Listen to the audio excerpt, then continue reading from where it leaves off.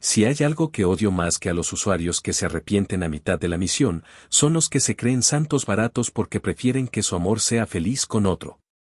Sí, en serio.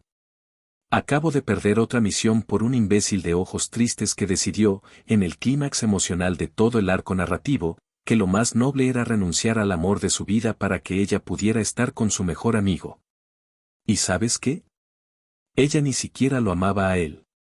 Lo usaba como consuelo mientras esperaba a que el otro se divorciara. Pero no, mi usuario, en su infinita sabiduría de telenovela barata, dijo, no, no puedo ser egoísta. Quiero su felicidad, aunque duela.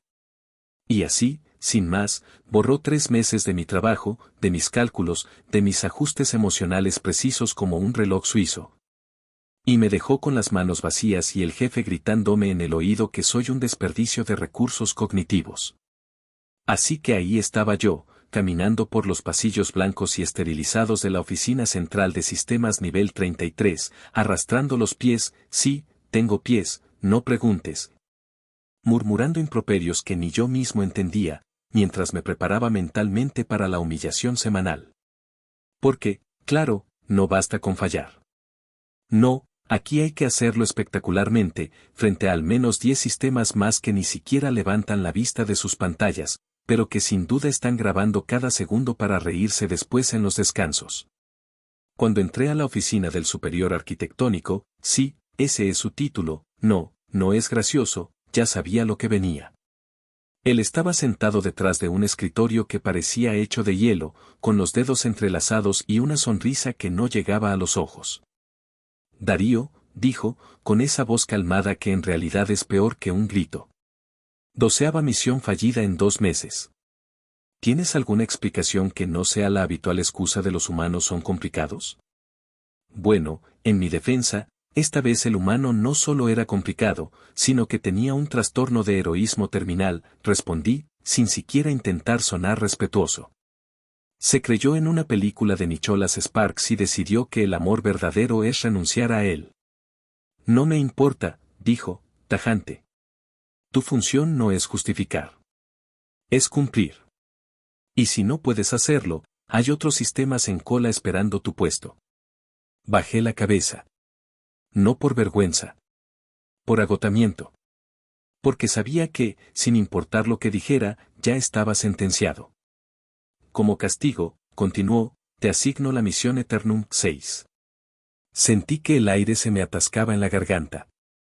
No porque supiera qué era, en realidad, no tenía ni idea, sino porque el nombre sonaba como algo que los sistemas veteranos mencionaban en susurros, como si hablarlo en voz alta atrajera mala suerte. ¿Esa no es la de la casa embrujada con el bucle infinito? Preguntó un sistema desde la esquina, sin siquiera mirarme. La misma, dijo el superior. 9 sistemas han intentado romper el ciclo. Ninguno ha regresado con éxito. Si fallas, no solo serás degradado a nivel 30. Serás desactivado por mucho tiempo. Asentí. No había nada que decir. Salí de la oficina con la cabeza alta, como si no me importara. Pero por dentro, ya estaba gritando, ¿por qué siempre me toca a mí? ¿Acaso tengo fracaso tatuado en la frente? Llegué al portal de inserción, un arco de luz parpadeante que olía a ozono y desesperanza. No leí el expediente. ¿Para qué? Si ya sabía que era imposible, leer los detalles solo me daría ansiedad. Así que, con un suspiro teatral que habría hecho llorar a un dramaturgo griego, crucé al otro lado. Y ahí estaba, una casa vieja, de madera podrida y ventanas rotas, rodeada de niebla tan espesa que parecía viva. No había viento, no había sonidos, solo un silencio tan denso que dolía en los oídos. Genial, murmuré. Terror. Claro. Porque lo que faltaba en mi currículum era morir de miedo en una misión donde ni siquiera puedo morir. Me acerqué a la puerta, que crujía como si estuviera riéndose de mí, y justo cuando iba a abrirla, escuché una voz. Oye. ¿Tú también puedes verlo? Me giré. Y allí estaba una chica, con el pelo enmarañado, la ropa rasgada, y una mirada que mezclaba alivio y desesperación. ¿Ver qué? ¿A mí? Pregunté, señalándome con el pulgar. Sí. Eres tú. Dijo, corriendo hacia mí. Gracias a Dios. Pensé que estaríamos solos esta vez. Y así, sin más, comencé a hablar. Le conté mi triste historia, le dije que era un sistema llamado Darío, que había fallado mis misiones, que odiaba a los usuarios altruistas, y que ahora estaba atrapado en lo que claramente era mi peor pesadilla. Ella me escuchó con atención, incluso se rió en un par de partes. ¿Entonces, eres nuestro nuevo sistema? Preguntó. Supongo, dije, encogiéndome de hombros. Aunque si sabes algo de esta casa, te advierto que ya me rindo. No aguanto el terror. Fue entonces cuando aparecieron los otros 5. Y todos. Todos me miraban. Oh, no, dije, sintiendo que mi estómago se hundía hasta el centro de la tierra. Porque en ese momento entendí que no era uno. Eran 6. Y si no pude con uno, ¿cómo se supone que voy a salvar a 6 almas condenadas en una casa que ni la muerte respeta? La chica que primero me vio se llamaba Sofía. Tenía los ojos grandes, el pelo castaño enmarañado, y una sonrisa que intentaba ser reconfortante, aunque le temblaba ligeramente en las comisuras. Detrás de ella, aparecieron los otros 5 como sombras emergiendo de la niebla, un chico alto y delgado con gafas rotas, otro más musculoso con los nudillos reventados, una mujer de mirada dura y brazos cruzados. Un hombre de traje arrugado que parecía recién salido de una oficina, y un joven con cicatrices en el cuello que no dejaba de mirar al suelo. ¿Quién eres tú?, preguntó el del traje, con una voz que intentaba sonar firme, pero se quebraba en la última sílaba. Darío, dije, sin mucho ánimo. Sistema asignado. Aunque si me permiten un consejo, huyan ahora. No valgo la pena. ¿Sistema?, repitió la mujer de mirada dura, escupiendo la palabra como si fuera veneno. ¿Otro? Sí, otro, dije, encogiéndome de hombros. Supongo que los anteriores no le sirvieron. El último se volvió loco, dijo el chico con gafas, cuyo nombre, descubrí después, era Luis. Empezó a gritar que la casa estaba viva y que nos estaba digiriendo. Luego, desapareció. Antes de eso, nos ayudó a sobrevivir 3 ciclos, añadió el musculoso, que se llamaba Carlos. Hasta que un ente lo partió en 2 frente a nosotros. Sentí un nudo en la garganta. No porque me importara, aún, sino porque, demonios, nadie me había dicho que los entes partían a la gente. Bueno, yo no soy de mucha ayuda, dije, con sinceridad brutal. Tengo pánico a lo desconocido, me desmayo con los ruidos fuertes, y una vez me bloqueé durante una misión de desamor porque el usuario lloró demasiado. Hubo un silencio incómodo. Luego, la mujer, Lidia, soltó una risa seca, sin humor. Perfecto. Estamos jodidos. Eso mismo dije yo.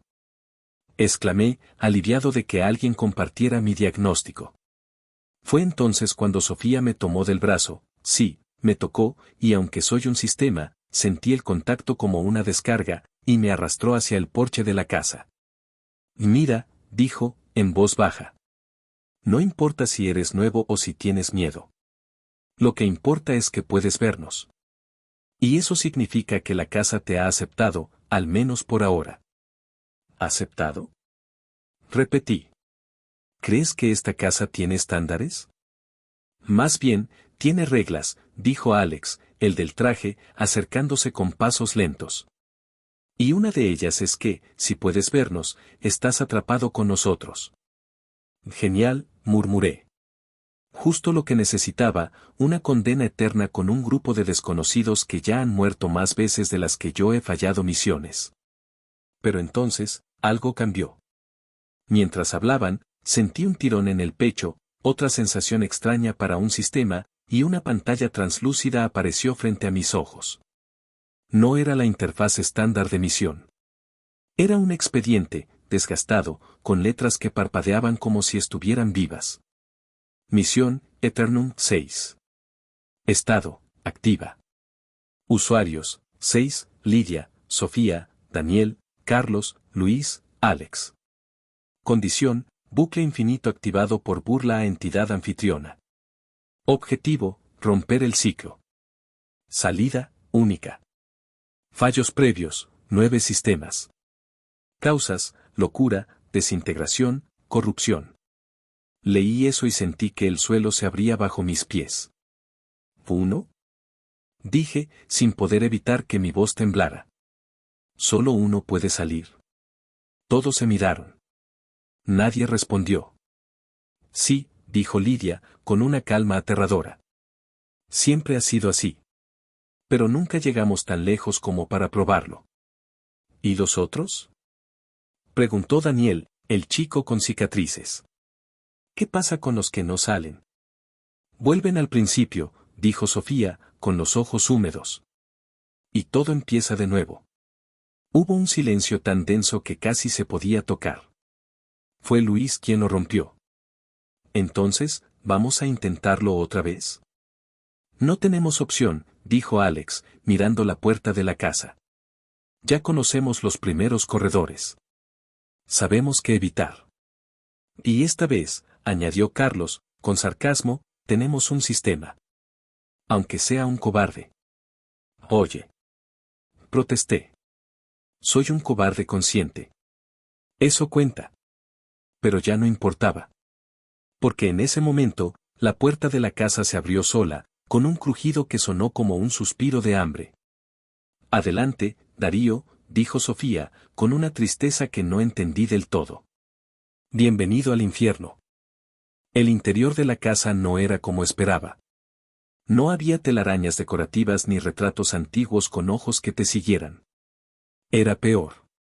Las paredes estaban húmedas, como si respiraran, y el suelo crujía bajo los pies con un sonido que no era de madera, sino de algo orgánico, como huesos secos aplastándose. El aire olía a humedad, sí, pero también a algo metálico, como sangre vieja, y a un dulzor podrido que me revolvía el estómago cada vez que inhalaba. No miren al techo, dijo Alex de repente, sin alzar la voz. ¿Por qué no? Pregunté, ya girando el cuello. Porque si lo haces, te verá. No entendí. Hasta que vi. En el techo, entre las vigas, había algo. No era una araña, ni un murciélago. Era una masa de carne temblorosa, con decenas de ojos pequeños y brillantes, todos ellos fijos en mí. No tenía boca, pero sentí que sonreía. ¡Y mierda! Grité, saltando hacia atrás. ¿Qué es eso? El vigilante, dijo Lidia, sin siquiera mirar. No atacas si no lo miras. Sigue caminando. Pero ya era tarde. La cosa se desprendió del techo con un chasquido húmedo, aterrizó en el suelo con un golpe sordo, y empezó a arrastrarse hacia nosotros. No caminaba. Se deslizaba, como si su cuerpo no tuviera huesos, dejando un rastro de baba negra que humeaba al tocar la madera. ¡Corran! Gritó Carlos, empujando a Luis hacia adelante. Corrimos. No era un corredor común. Las paredes se estrechaban y se ensanchaban como si la casa estuviera jugando con nosotros, y las puertas aparecían y desaparecían sin lógica. Daniel tropezó, se golpeó la rodilla, y Alex lo ayudó a levantarse sin decir una palabra. Sofía iba al frente, con una vela que no sabía de dónde había sacado, su luz temblorosa apenas iluminando el camino. «Por aquí», gritó, abriendo una puerta que antes no estaba allí. Entramos a una habitación circular, con espejos rotos en las paredes y un piano en el centro, cubierto de polvo. «Cierren la puerta», dijo Lidia, con la voz tensa. Carlos la cerró y la atravesó con una silla. «¿Creen que eso lo detendrá?», pregunté, jadeando, con el corazón latiendo como si fuera a explotar. «No», dijo Alex, secamente. «Pero nos da tiempo». Hubo un silencio. Luego, un rasguño en la puerta. Lento. Deliberado. «Tenemos que seguir», dijo Sofía. «Sabemos que el próximo peligro está en la escalera del este». «¿Y si hay algo nuevo?», pregunté. «¿Algo que no han visto antes?». Nadie respondió. Porque ya lo sabían. Y yo también. La casa no se repetía exactamente. Cambiaba. Evolucionaba. Fue entonces cuando Carlos dijo: voy a distraerlo.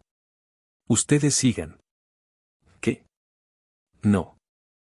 Gritó Luis. Ya perdimos a 3 en esta parte. No tenemos opción, dijo Carlos, con una calma que no encajaba con su rostro. Si seguimos todos juntos, nos atrapará a todos. Pero morirás. Dijo Sofía, con los ojos llenos de lágrimas. Volveré, respondió, con una sonrisa triste. Siempre vuelvo. Y sin más, abrió la puerta y salió corriendo en la dirección opuesta. El rasguño se detuvo. Hubo un momento de silencio. Luego, un grito. No fue un grito normal. Fue un sonido agudo, desgarrador, que parecía venir de dentro de la casa misma. Duró 3 segundos. Luego, nada. Corran, dijo Lidia, ya abriendo otra puerta. Corrimos. No miré atrás. No pude. Pero en mi cabeza, el grito de Carlos seguía sonando. Una y otra vez, como un recordatorio de que en esta casa, la muerte no es el final. Es solo el comienzo del siguiente círculo del infierno.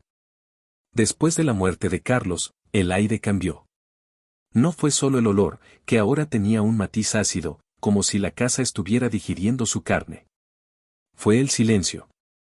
Un silencio tan denso que parecía tener peso, como si la casa estuviera conteniendo la respiración, esperando a que cometamos el siguiente error. Luis no habló durante horas. Caminaba con la cabeza baja, los hombros encorvados, y las manos temblando sin control.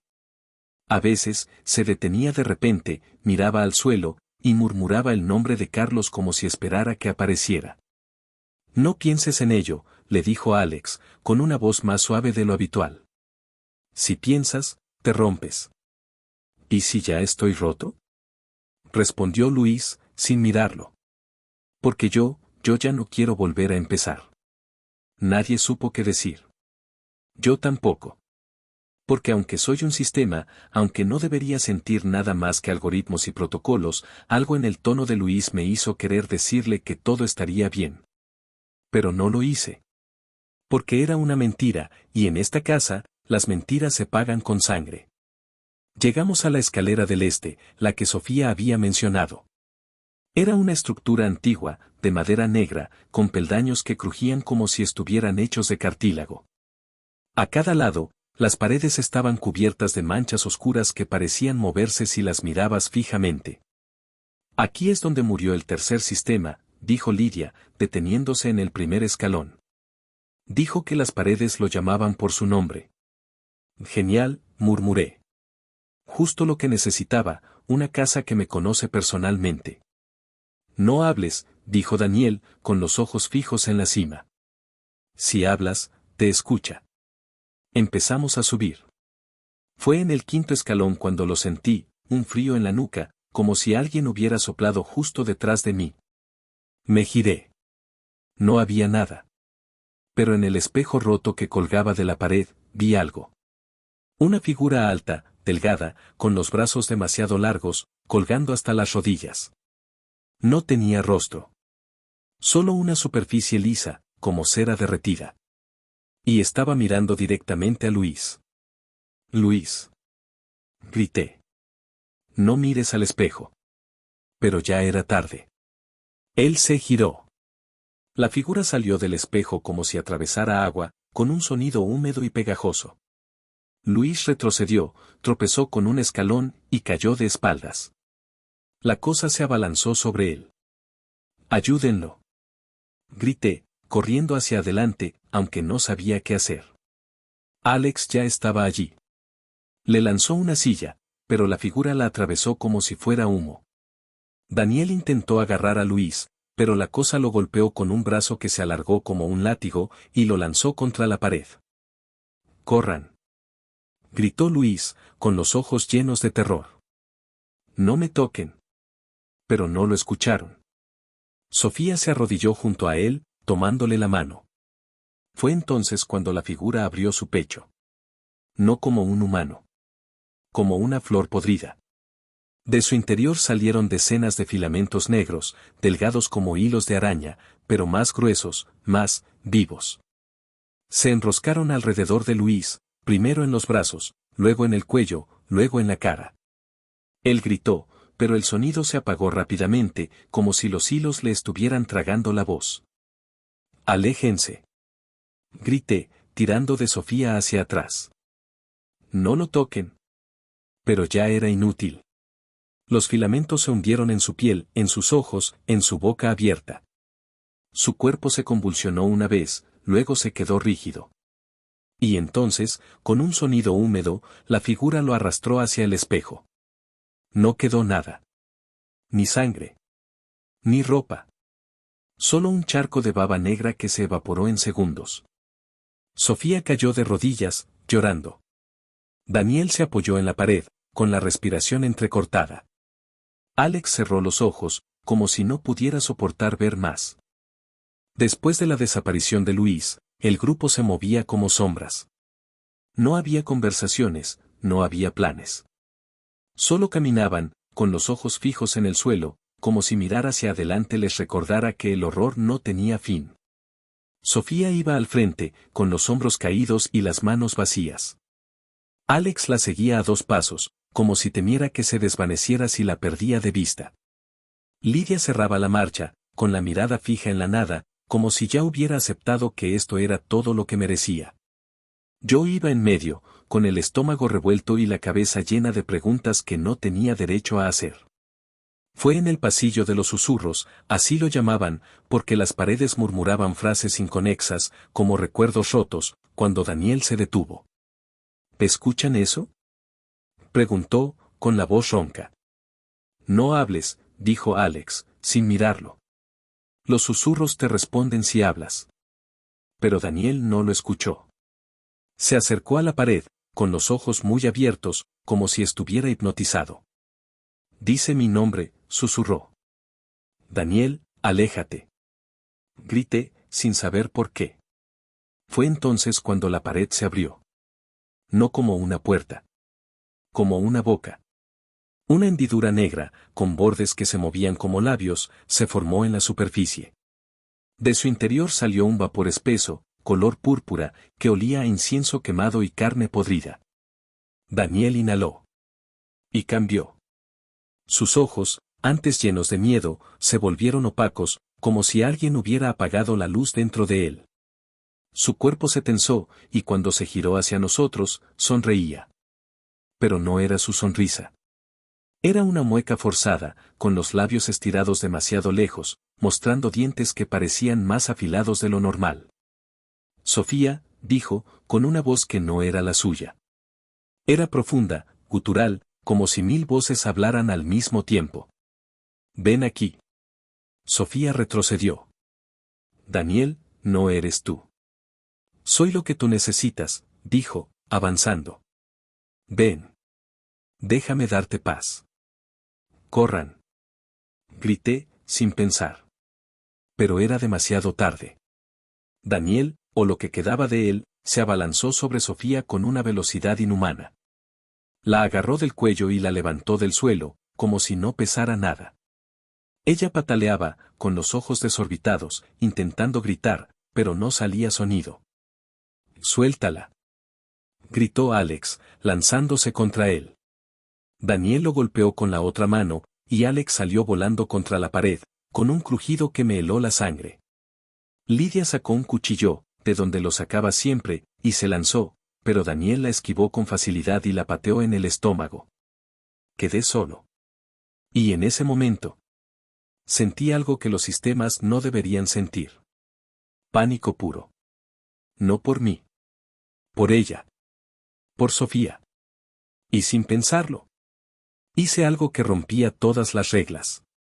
Me materialicé. No como una ilusión. Como una presencia física. Aparecí frente a Daniel, con los brazos extendidos, y grité. Basta. El ente en su interior se detuvo. Me miró. Y en sus ojos opacos vi reconocimiento. Tú no perteneces aquí, dijo, con esa voz múltiple.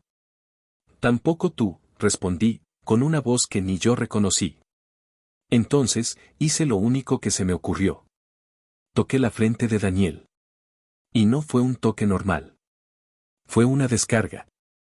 Una sobrecarga de energía pura. De datos, de luz, de todo lo que soy.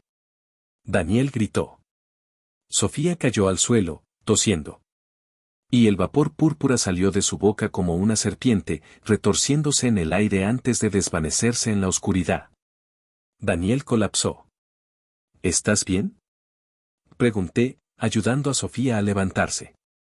Ella asintió, con las lágrimas corriendo por sus mejillas. Gracias. Pero no me sentí orgulloso. Me sentí expuesto. Porque al interferir directamente, había violado el protocolo cero. Un sistema no debe alterar físicamente el entorno de la misión. Y eso significaba una cosa. Si sobrevivía, sería desactivado. Pero mientras miraba a Sofía temblando en el suelo, a Alex intentando levantarse con un brazo roto, a Lidia observando en silencio como si ya hubiera visto esto antes, supe que no me arrepentía. El dolor no llegó de inmediato. Primero fue el silencio. Luego, el sonido. Un crujido húmedo, como hueso partido dentro de un saco de carne. Estábamos en la sala de los relojes, una habitación llena de decenas de relojes antiguos, todos marcando horas distintas, todos girando al revés, cuando el suelo se abrió. No como una trampa. Como si la casa hubiera decidido que ya era hora de cobrar su precio. Sofía cayó primero. No gritó. Solo abrió los ojos muy grandes, como si no pudiera creer que, después de todo, era su turno. Alex intentó agarrarla, pero solo logró tocar su mano antes de que desapareciera en la oscuridad. Sofía. Grité, corriendo al borde. No había fondo. Solo oscuridad absoluta.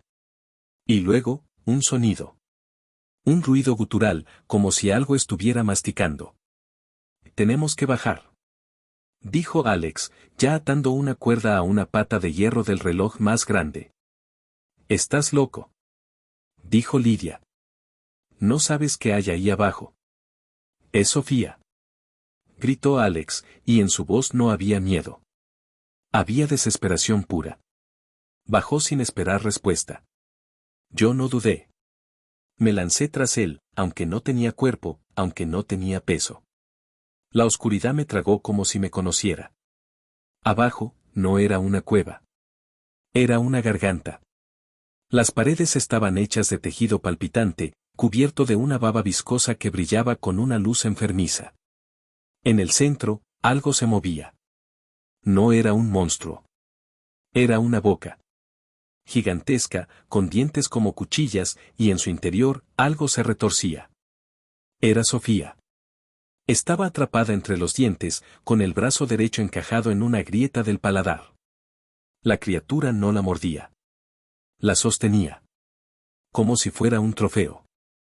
Sofía, gritó Alex, acercándose con cuidado. Ella lo miró.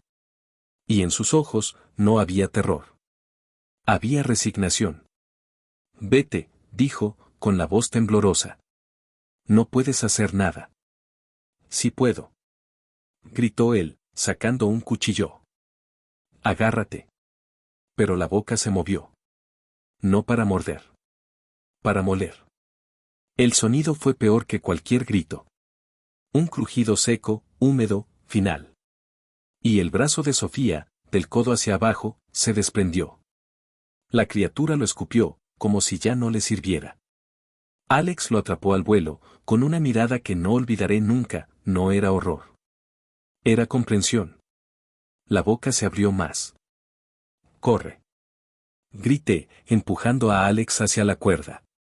Llévala. Él no dudó. Agarró a Sofía por la cintura, la cargó como si no pesara nada, y empezó a subir. Yo me quedé. No por valentía. Por necesidad. Miré a la criatura. Escúchame, dije, con una voz que no sabía que tenía. Si vuelves a tocarla, te borraré de la existencia. La boca se rió. Sí, se rió. Un sonido profundo, resonante, que hizo temblar las paredes. Luego, se cerró. Y la oscuridad me devolvió a la superficie. Arriba, Sofía estaba tendida en el suelo, con el muñón vendado con la camisa de Alex. No lloraba. Solo miraba al techo, como si ya no le quedara nada que perder. Lo siento, dijo Alex, arrodillado a su lado, con la cara llena de lágrimas.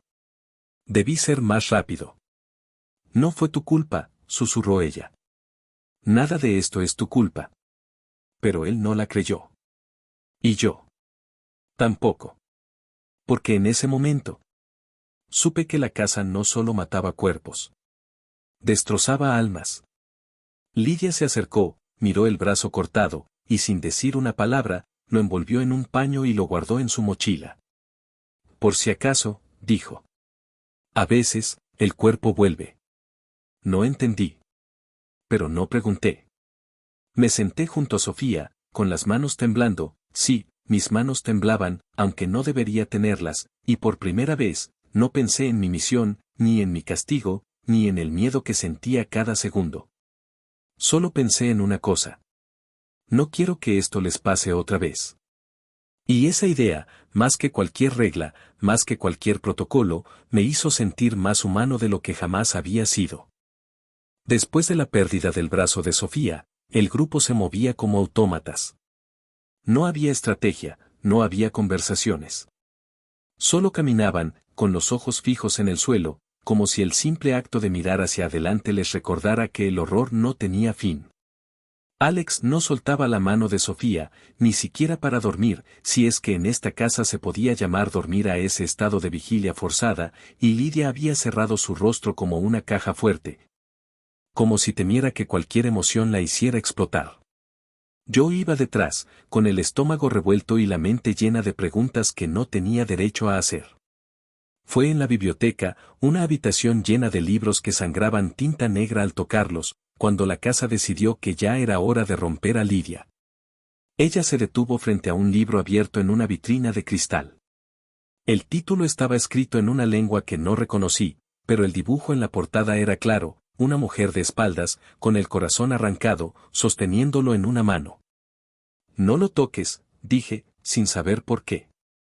Pero Lidia no me escuchó. Abrió la vitrina y tomó el libro. En el momento en que sus dedos lo tocaron, el libro se abrió solo. No había páginas. Solo un vacío negro que parecía respirar. Y de ese vacío, salió una niebla espesa, color rojo oscuro, que se enroscó alrededor de su brazo como una serpiente. Lidia, suéltalo. Grité. Ella intentó soltarlo, pero sus dedos estaban pegados al libro, como si la piel se hubiera fundido con el cuero. Ayúdenme. Gritó, con una voz que ya no era del todo suya. Daniel fue el primero en actuar. Se acercó y trató de arrancar el libro, pero la niebla se extendió y lo envolvió en un instante. Lidia, o lo que quedaba de ella, lo miró con ojos completamente negros, sin blanco, sin pupila. Daniel, dijo, con una voz suave, casi maternal. Ven. Déjame protegerte. Él retrocedió, pero era demasiado tarde. Lidia lo agarró del cuello con una fuerza que no era humana y lo levantó del suelo. Sus uñas se clavaron en su piel y la sangre empezó a gotear sobre los libros. Lidia, detente. Gritó Sofía, intentando acercarse. No. Grité yo, interponiéndome. Está poseída. Pero Lidia no escuchaba. Tú no entiendes, dijo, mirándome con esos ojos vacíos. Él necesita purificarse. Todos lo necesitan. Y apretó más fuerte. Daniel pataleaba, con los ojos desorbitados, intentando gritar, pero no salía sonido. Fue entonces que Alex hizo algo inesperado. Se quitó el cinturón, lo enrolló alrededor de la muñeca de Lidia y tiró con todas sus fuerzas. Ella soltó a Daniel, que cayó al suelo, tosiendo y agarrándose el cuello. Pero la posesión no se detuvo. Lidia se giró hacia Alex, con la boca abierta en una sonrisa que le llegaba a las orejas, y sus dientes empezaron a alargarse, afilándose como cuchillas. Voy a limpiarte, dijo. Uno por uno. Corrimos. No hubo plan. No hubo estrategia. Solo corrimos, arrastrando a Daniel, con Lidia persiguiéndonos con una risa que no era suya.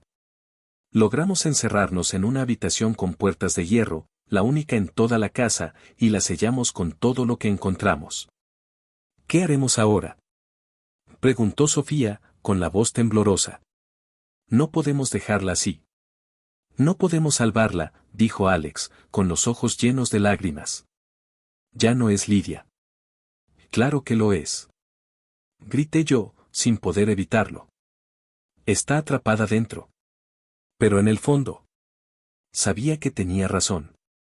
La casa no liberaba a sus presas. Solo las corrompía. Hasta que ya no quedaba nada que salvar. Me senté en el suelo, con la cabeza entre las manos, y por primera vez dejé de pensar como un sistema. Empecé a pensar como alguien que ha visto morir a sus amigos una y otra vez, y que sabe que la única forma de romper el ciclo es que alguien no vuelva a empezar. Y esa idea, más que cualquier monstruo, me aterró. La casa no se detuvo. Después de sellar la habitación de hierro, los sonidos de Lidia, o de lo que la poseía, siguieron durante horas, arañazos en las puertas, risas ahogadas, susurros que llamaban a cada uno de nosotros por nuestro nombre. Pero no salimos. No podíamos. Sabíamos que, si lo hacíamos, no sería Lidia la que nos encontrara, sino algo que usaba su rostro como máscara. Fue al amanecer, si es que en esta casa existía el amanecer, cuando el silencio cayó. No fue un silencio tranquilo. Fue el silencio de la calma antes de la tormenta, de la respiración contenida de un depredador que ya ha elegido a su presa. Tenemos que movernos, dijo Alex, con la voz ronca por no haber dormido. Si nos quedamos aquí, moriremos de hambre. O peor. ¿Y si ella sigue allí afuera?, preguntó Sofía, abrazando su muñón con la mano buena. Entonces la enfrentamos, dijo Daniel, con los ojos aún enrojecidos del estrangulamiento. Pero no podemos quedarnos. Yo no dije nada. Porque en ese momento, sentí algo que no había sentido en ninguna de mis misiones anteriores, certeza. No de que sobreviviríamos, sino de que, si no seguía adelante, me arrepentiría para siempre. Salimos. La casa estaba diferente. Las paredes sangraban más despacio. Los relojes habían dejado de girar. Y en el aire, había un olor a ceniza, como si algo grande estuviera a punto de terminar. Caminamos durante lo que parecieron horas, aunque el tiempo aquí no existía. Pasamos por salas que ya conocíamos, por corredores que se repetían, pero ahora, todo parecía más quieto, como si la casa estuviera guardando su energía para el final. Fue en el vestíbulo central, el mismo donde habíamos entrado, que la vimos. Lidia. Estaba de pie en el centro, con los ojos cerrados y los brazos abiertos, como si estuviera rezando. No había rastro de la posesión. Su rostro era el de siempre, duro, frío, pero humano. Lidia, susurró Sofía, dando un paso adelante. No, dijo Alex, agarrándola del brazo. Podría ser una trampa. Pero Lidia abrió los ojos. Y en ellos, no había oscuridad. Había determinación. No queda mucho tiempo, dijo, con voz clara. La casa me dejó ir, pero solo por unos minutos. ¿Por qué?, pregunté. Porque necesitan saber la verdad, respondió, mirándome directamente. Solo uno puede salir. Hubo un silencio tan denso que casi se podía tocar. ¿Qué?, dijo Daniel, con la voz temblorosa. No, eso no puede ser. Es la regla final, dijo Lidia. Si más de uno intenta salir, todos vuelven al principio. Pero si uno se queda, los demás se liberan. Entonces, ¿quién se queda?, preguntó Sofía, con los ojos llenos de lágrimas. Lidia no respondió. Solo caminó hacia la puerta al fondo del vestíbulo, la que nunca antes había estado allí, y la abrió. Dentro, no había oscuridad. Había luz. Una luz blanca, cegadora, que parecía prometer paz, olvido, libertad. Vayan, dijo Lidia. Yo me quedo. No. Gritó Alex. No tienes que hacerlo. Sí que tengo, dijo ella, con una sonrisa triste. Ya he muerto tantas veces que ya no me duele. Pero ustedes aún tienen algo que perder. Y antes de que alguien pudiera detenerla, Lidia cerró la puerta tras de sí. No hubo explosión. No hubo grito. Solo un crujido suave. Como si la casa la hubiera tragado. Para siempre. Nos quedamos allí, paralizados, mirando la puerta que ya no se abriría nunca más. Y en ese momento, supe que Lidia no se había sacrificado. Solo por ellos. Se había sacrificado porque ya no creía que merecía salir. Después de que Lidia desapareció detrás de la puerta blanca, el silencio se volvió más pesado que cualquier monstruo. No era el silencio de la ausencia, sino el de la espera. Como si la casa, satisfecha con su tributo, nos diera un último momento de gracia antes del final. Nos sentamos en el suelo del vestíbulo, con la espalda contra la pared más lejana de la puerta que ya no existía. Sofía tenía la cabeza apoyada en las rodillas, con los ojos cerrados, como si intentara borrar lo que acababa de ver. Daniel se había alejado, murmurando para sí mismo, como si el trauma del estrangulamiento aún le apretara la garganta. ¿Y Alex? Alex no dejaba de mirar a Sofía. No con lujuria.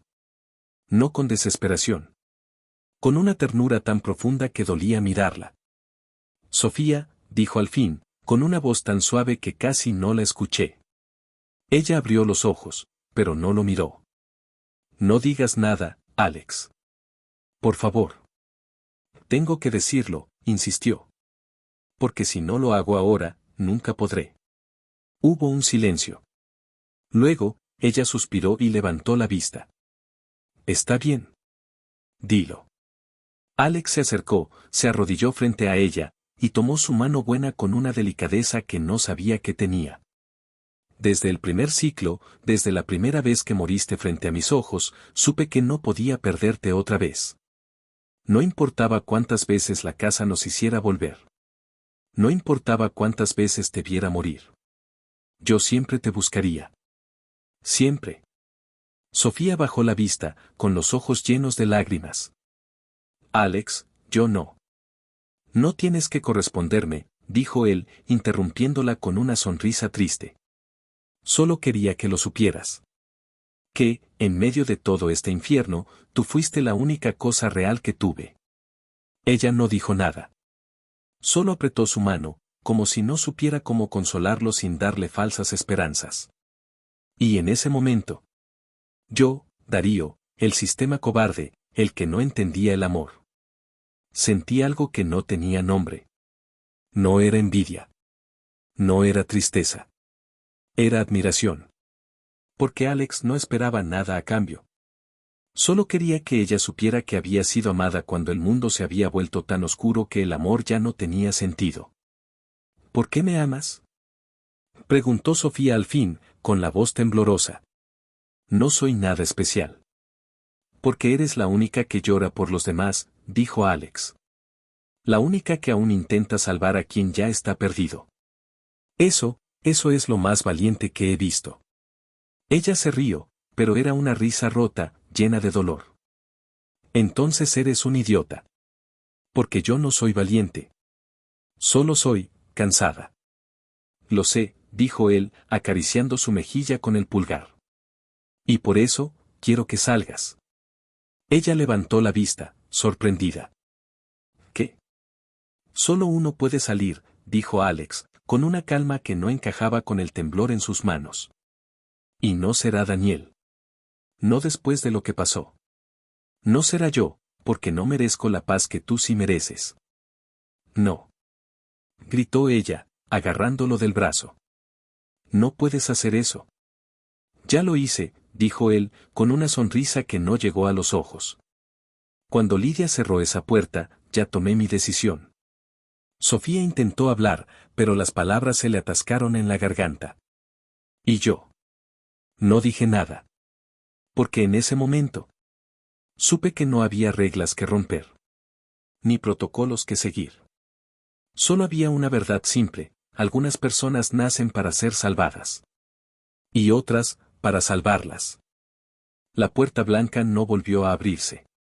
Pero la casa, como si supiera que el final estaba cerca, empezó a temblar. No como un terremoto, sino como un corazón palpitando por última vez. Las paredes sangraron con más fuerza, los relojes se rompieron uno a uno, y el aire se volvió tan denso que cada respiración dolía. «Tenemos que irnos», dijo Alex, levantándose con determinación. «Ahora». «¿Y tú?», preguntó Sofía, con la voz quebrada. «¿No vienes?». Él se giró hacia ella, con una sonrisa que no era triste, sino en paz. «Sí. Pero no del mismo modo». Antes de que ella pudiera responder, Alex la tomó en brazos, con cuidado, como si fuera de cristal, y la cargó como si fuera una princesa de cuento. No había vergüenza en su gesto. Solo necesidad. «Suéltame», gritó Sofía, golpeándole el pecho con su mano sana. «No puedes hacer esto». «Ya lo hice», dijo él, caminando hacia la puerta que ahora brillaba con una luz tenue. «Y no me arrepiento». Daniel los miraba desde la esquina, con los ojos llenos de una tristeza que no sabía cómo expresar. «Ve con ella», le dijo Alex, sin detenerse. «Protégela afuera». Daniel asintió, con la garganta apretada. Yo iba detrás, con el corazón, sí, ahora tenía uno, latiendo tan fuerte que creí que se me saldría del pecho. Cuando llegamos a la puerta, la luz era tan intensa que dolía mirarla. «¿Qué pasa si entro contigo?», preguntó Sofía, agarrando la camisa de Alex. «¿Qué pasa si la casa nos deja salir juntos?». «No lo hará», dijo él, acariciando su mejilla por última vez. «Porque el precio ya fue pagado. Lidia nos abrió el camino. Yo solo cierro la puerta». Y sin más. La empujó suavemente hacia la luz. Ella cayó de rodillas del otro lado. Con un grito que no era de dolor, sino de pérdida. «Alex», gritó, intentando volver. Pero la puerta se cerró. No con un golpe. Con un suspiro. Del otro lado. Alex se giró hacia mí. Con los ojos llenos de una calma que no merecía. «Cuídala», dijo. Y luego. La casa los devoró. No hubo grito. No hubo lucha. Solo un destello de luz. Y luego, nada. Me quedé solo. En el vestíbulo vacío. Con el silencio. Como única compañía. Y entonces, una pantalla apareció frente a mí. No era del sistema. Era de la casa. Elección final. Opción 1, repetir el bucle. Opción 2, volver al principio. No había explicación. Solo esas palabras. Parpadeando como un latido. Miré la puerta por la que Sofía había escapado. Pensé en Alex, en Lidia, en Carlos, en Luis, en Daniel. Pensé en sus rostros. En sus miedos. En sus últimos momentos. Y supe que no quería que todo comenzara de nuevo. Así que, sin dudar, elegí. Volver al principio. Volver al principio no fue como pulsar reiniciar en un sistema digital. No hubo pantalla negra ni mensaje de carga. Fue más como despertar en medio de una pesadilla que todavía late bajo tu piel, como si los ecos de cada muerte, cada grito, cada adiós no hubieran sido borrados, sino apenas archivados bajo una capa de polvo que el simple acto de respirar volvía a levantar. Estaba de nuevo en el porche de la casa. La misma niebla espesa, el mismo silencio denso, el mismo aire que olía a moho, hierro y algo más antiguo, algo que no pertenecía a este mundo.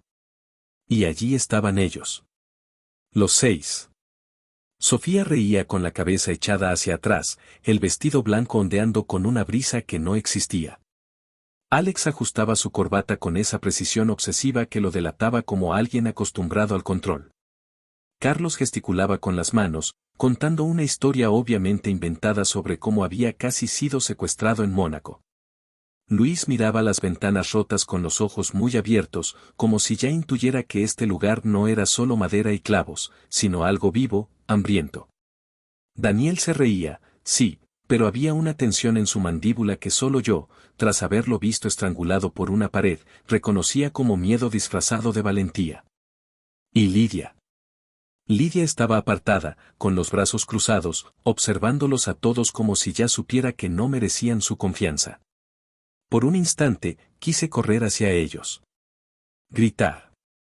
Agarrar a cada uno por los hombros y decirles, no entren, esta casa no perdona, van a morir una y otra vez, hasta que ya no queden pedazos de ustedes que puedan romperse, Lidia se quedará atrás, Alex se dará por ti, Sofía. Y ninguno de ustedes se acordará de nada cuando despierten en el mundo real, pero yo sí. Pero no lo hice. Porque ya no era el mismo Darío que llegó a este infierno quejándose de usuarios altruistas y misiones imposibles. Ese Darío había muerto un poco con cada usuario. Con la desaparición silenciosa de Luis. Con el brazo de Sofía arrancado en la oscuridad. Con la posesión de Lidia, con la mirada vacía de Daniel. Con el último susurro de Alex antes de que la casa lo tragara. Ahora entendía algo que ningún protocolo, ninguna regla de sistema, me había enseñado: a veces, salvar a alguien no significa guiarlo fuera del fuego, sino hacer que nunca se acerque a las llamas. Así que tomé una decisión. Si no podían escapar, entonces nunca pondrían un pie dentro. Me concentré. No como un sistema ejecutando órdenes, sino como un ser que había aprendido a sentir.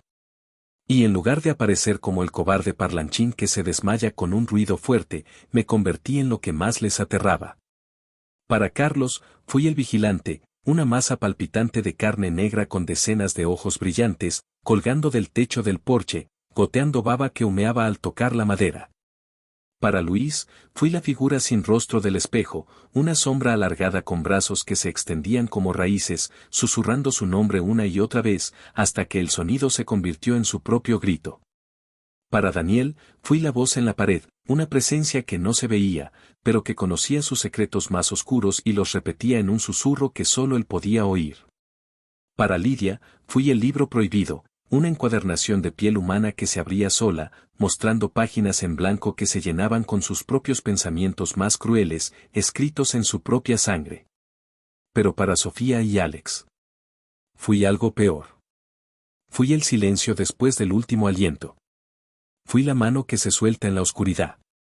Fui el amor que se sacrifica y nunca es olvidado, pero tampoco recompensado. Y entonces, ataqué. No con garras ni dientes. Con terror psicológico puro.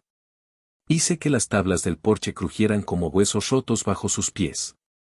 Hice que las ventanas reflejaran versiones de ellos mismos con los ojos vacíos y las bocas abiertas en gritos mudos. Hice que el viento llevara fragmentos de sus propias muertes, el grito de Carlos, el silencio de Luis, el crujido del brazo de Sofía. Gritaron. No como adolescentes asustados en una casa embrujada. Como almas que, por un segundo, recordaron algo que nunca vivieron. Pero que ya habían muerto 1000 veces. Corrieron. Tropezaron. Se empujaron. Y cuando Sofía cayó, su vestido enganchado en una tabla astillada, inmóvil, temblando. Me acerqué a ella. Lento. Inevitable. Como la muerte que ya conocía demasiado bien. Pero justo antes de que mi sombra la tocara, una figura se lanzó entre nosotros. Era Alex. No toques a Sofía. Gritó, y me golpeó con un puño cerrado, con una fuerza que venía no de sus músculos, sino de algo más profundo, de un amor que no necesitaba ser correspondido para ser real. El impacto fue tan fuerte que mi forma se deshizo por un instante. Y en ese segundo de caos, vi sus ojos. No había miedo. Había reconocimiento. Como si, en algún lugar de su subconsciente, recordara que ya había hecho esto antes. Que ya había muerto. Por ella. No dije nada. Solo asentí. Y entonces, hizo lo que él había hecho antes. Tomó a Sofía en brazos, con cuidado, como si fuera hecha de vidrio. Y la llevo lejos de la casa. Mientras los demás corrían despavoridos. Sin mirar atrás, sin saber que acababan de ser salvados por un fantasma que solo conocieron en aquel bucle. Los vi desaparecer en la niebla, sus siluetas fundiéndose con el horizonte hasta que ya no quedó nada. Y cuando estuve seguro de que no volverían, regresé a la oficina central de sistemas nivel 3. El superior arquitectónico levantó la vista de sus pantallas cuando entré. ¿Misión completada?, preguntó, sin ocultar su escepticismo. Veternum 6, dije, con la cabeza en alto. Cerrada. Permanente. ¿Cómo? 9 sistemas antes que tú. No intenté romper el bucle, dije, permitiéndome una sonrisa. Lo evité. Hubo un silencio. Luego, el superior asintió, una vez. Interesante.